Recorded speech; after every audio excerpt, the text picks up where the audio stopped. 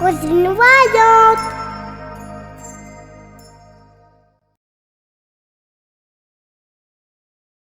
Le pendule, qu'est-ce qu'on pourrait en dire? Eh bien, beaucoup de choses, puisque le pendule est un support, c'est-à-dire que vous l'utilisez pour avoir des informations de l'au-delà, des perceptions extrasensorielles ou d'autres informations qui transitent à travers vos capacités, votre corps ou ce que vous avez à l'intérieur de vous.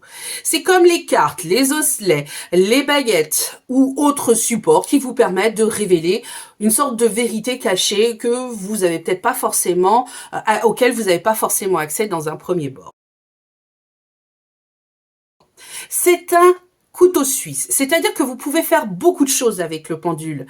Vous pouvez faire de la divination, des soins, des nettoyages énergétiques, vous pouvez faire de la radiesthésie, vous pouvez détecter des sources, des ondes telluriques. On a même trouvé les grottes de Pechmerle avec des jolies images créées par les hommes préhistoriques grâce à quelqu'un qui avait utilisé son pendule.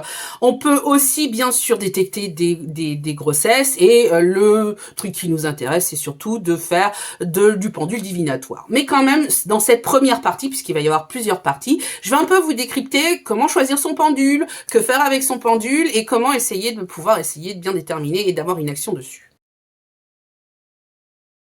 Donc, je conseille déjà d'avoir un pendule pour chaque utilisation. C'est-à-dire que si vous utilisez un pendule pour le soin, ça ne doit pas être le même que celui que vous avez fait avec de la divination, qui ne doit pas être le même pour celui pour faire de la radiesthésie. Clairement, par exemple, pour retrouver une personne, vous avez ces petits pendules en fer qui permettent de dévisser sa partie supérieure pour y rentrer un objet afin de chercher une personne sur une carte. Attention, tout le monde n'est pas capable d'utiliser ce pendule pour faire de la détection de personnes. Il faut avoir les bonnes cartes, il faut connaître les lieux, et c'est pas toujours si simple que ça de retrouver des personnes.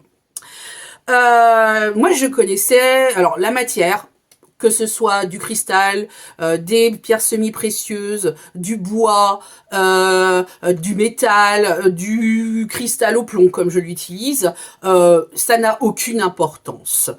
Cependant, je pense qu'il faut être le plus à l'aise avec ce que vous utilisez. Moi, je connaissais des vieilles dames qui étaient plutôt très exorcistes, qui avaient juste un bouchon avec un bout de parchemin, des écritures kabbalistiques dessus, un petit anneau pour accrocher avec sa ficelle de gigot, et la mémère, elle y allait pour avoir des informations.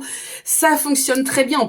Rappelez-vous qu'on peut très bien utiliser une chaîne avec un anneau au bout de la chaîne pour savoir le sexe du bébé. Donc, ce n'est pas une nécessité d'avoir forcément un matériel précis.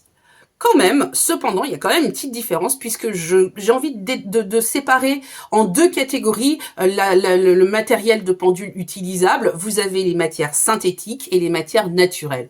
Le bois, la pierre semi-précieuse, ça ce sont des matières naturelles, et les matières synthétiques, le métal, le cristal au plomb et d'autres choses.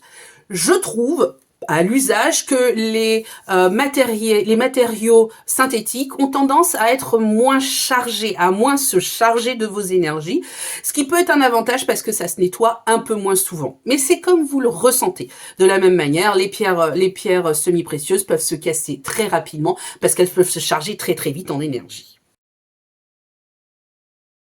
Les formes du pendule. Vous pouvez très bien avoir des formes différentes qui vont par exemple amplifier certains phénomènes ou à l'inverse vous protéger. C'est le cas par exemple des solides de Platon qui ont tendance à amplifier. On va retrouver des dodécaèdres, on va retrouver des formes avec des ondes de forme particulières, ou bien par exemple vous retrouvez des pendules avec l'arbre de vie égyptien qui comporte lui-même une protection, parce que la forme de l'arbre de vie est un symbole de protection par excellence. Moi, je vous conseille de toute façon, dans tous les cas, d'essayer votre pendule, de voir ce qui fonctionne pour vous, ce qui fonctionne pas pour vous. Je rappelle que le pendule est un support. C'est vous qui faites tourner le pendule. C'est votre intuition.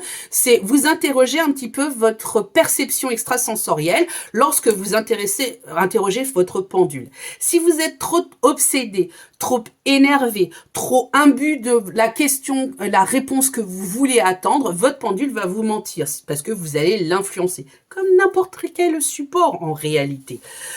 Personnellement, je n'ai pas forcément besoin de support. Il m'arrive de temps en temps de savoir exactement où se trouvent les lignes telluriques d'un endroit, de savoir où se trouvent les lignes d'eau, parfois même de déterminer si on pourrait faire un puits. Si j'ai besoin parfois du pendule parce que j'ai un petit doute lors de consultations de voyance, ça peut m'arriver. C'est qu'en général, j'ai un petit manque de confiance en moi. Ça nous arrive à tous. Dans ces cas-là, soit je vais sortir mon pendule. Si j'ai pas de pendule, je prends ma main et je fais mon tour avec le doigt et ça va me permettre d'avoir une information. Puisque quand vous tournez rond ou vous tournez pas rond, bah vous avez l'information de façon inconsciente en vous. Bon, eh bien, je vous propose une deuxième partie. Si ce sujet vous intéresse, vous vous abonnez, vous commentez, vous me suppliez une partie 2.